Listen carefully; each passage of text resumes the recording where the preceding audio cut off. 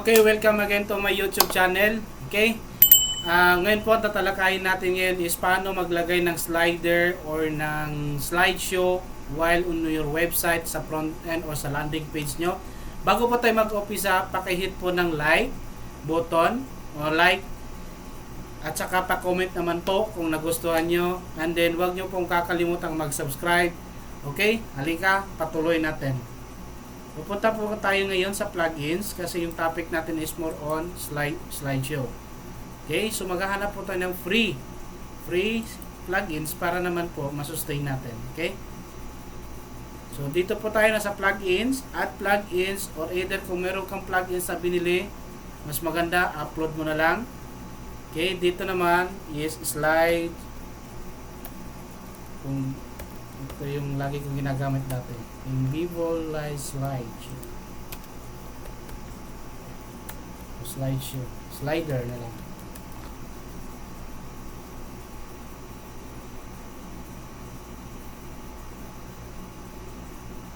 Okay, carousel responsive, ayan, pwede itong transition slider, check natin, or slider video, depende po. Sample, dyan to, double check nyo. Okay. Okay. So, premium slider. So, hindi po tayo makakagamit nito. I don't know kung makakagamit tayo, parang I think hindi. Kasi pro, may bayan.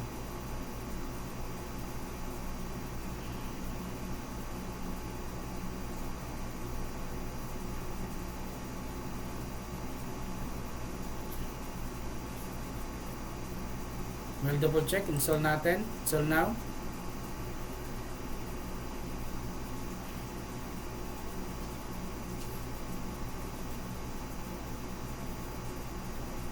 Activate plugin.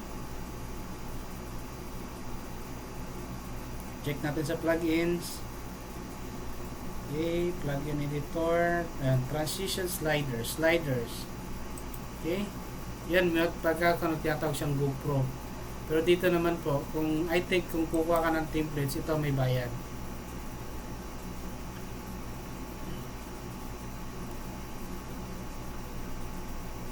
Or free, I think. So, hanap na tayo ng slider. Okay. Landing page.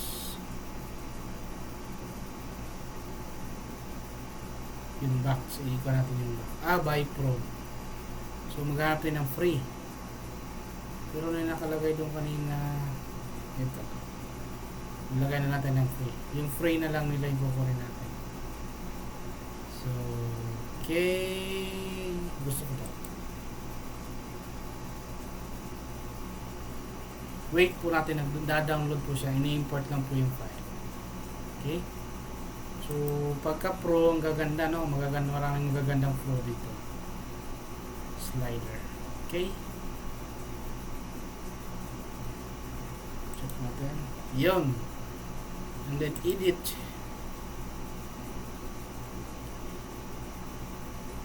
Check natin.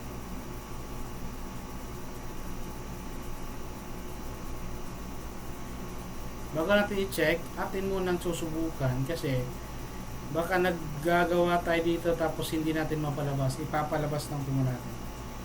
Okay, punta po tayo sa header o sa widgets. Widgets po yan nakikita. Widgets. Punta po tayo ng widgets. Okay. So, nakikita nyo ba to? Itong sidebar, napapansin nyo saan ito makikita? Okay, ito po. Yan siya. So, dito natin ipapalabas. Okay. I-check natin sa widgets, footer font, header section. Sa header section,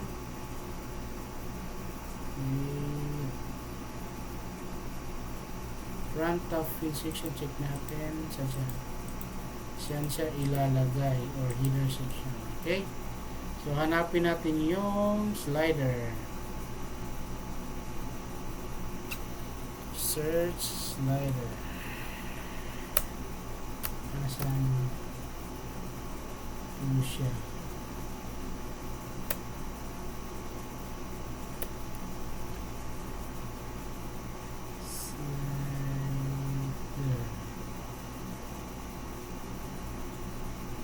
I-check po natin to. PM slider. Header section. Check natin. Add to widget. And select the category. Categorize. Check natin. Shoot. View shot. And then check. Okay. So, papalabas po natin siya. Check natin. Yun. Sa ibabaw siya, header tab. Okay. So, ngayon, itong menu. So, kailangan may setting up to. Kailangan natin ayusin to. So, diretso mo yan. So, ang ipapalabas ko ngayon is yung slider. Okay. Check natin. And then, unique subdivision window. Transition slider.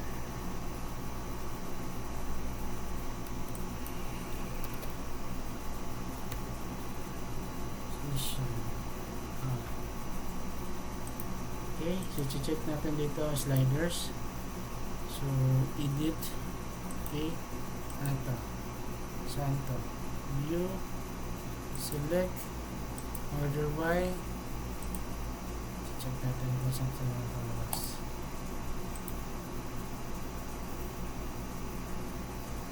So ang kailangan natin dito is publish. Copy, yan, copy. Okay, punta tayo ngayon sa widgets.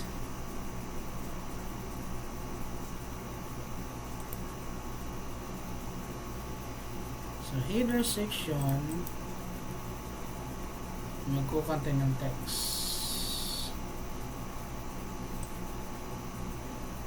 Tag natin to. Okay, and then ganyan. And then save. Check natin.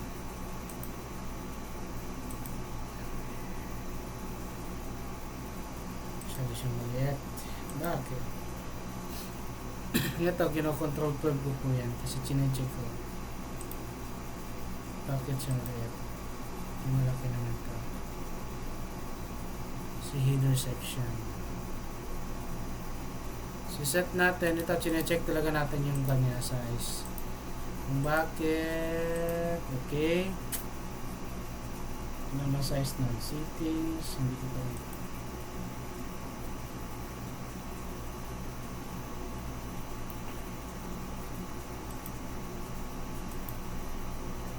Edit. Check natin, publish slides. Mass loading, navigation, size. So size po niya, kasi ang height is width, so i-check natin ngayon ang yung saktong size, default size. So ginagawa ko po dito, lagi ko siyang sineset. Kini-check ko kasi promo ko siya dito. So 1205.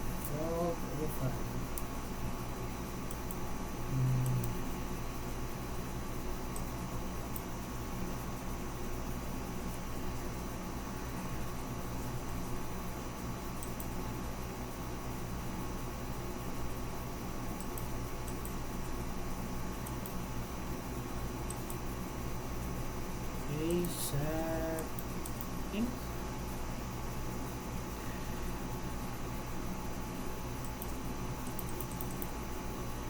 So hindi siya pwede na. Ngayon, papunta tayo dito. Cart home. Sa home nito, dito kailangan, kung ayaw lumabas ng slideshow dito maliit, magseset po tayo. Okay, lilipat natin yan. And then delete. Header section. And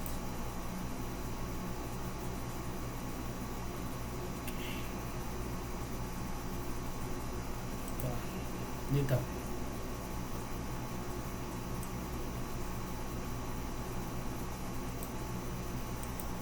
Maraming paraan yan. Okay. You know.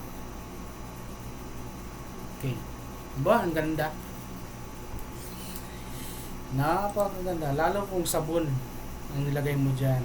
O yung mga product, mga beauty products. Okay?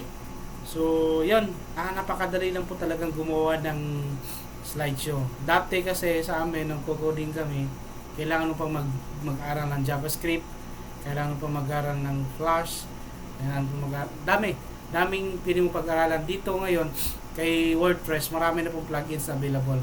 Actually, hindi nyo need naman po talagang mag-content ng Pro. Kasi pag mag-Pro ka, mahirapan ka, bibili ka pa. So, kailangan budget cost lang. So, pagka dumating ng time, na kaya mo nang bumili ng Pro, then why not? I-Pro mo na yung plugins. May limitation din kasi po, yung free. So, palagay natin yung dito sa sliding mo, merong limit lang siya na hindi mo siguro to may export o may import yan, limiting lang yung sa exportation niya. But anyway, ito na nagawa po natin kung paano magpalabas ng slideshow. So medyo matagalan lang, pinag-aralan natin, but anyway, in the best time nakabigay naman natin na deliver. So yun po, maraming salamat sa pagmanonood ng video ito, and then see you on another video again.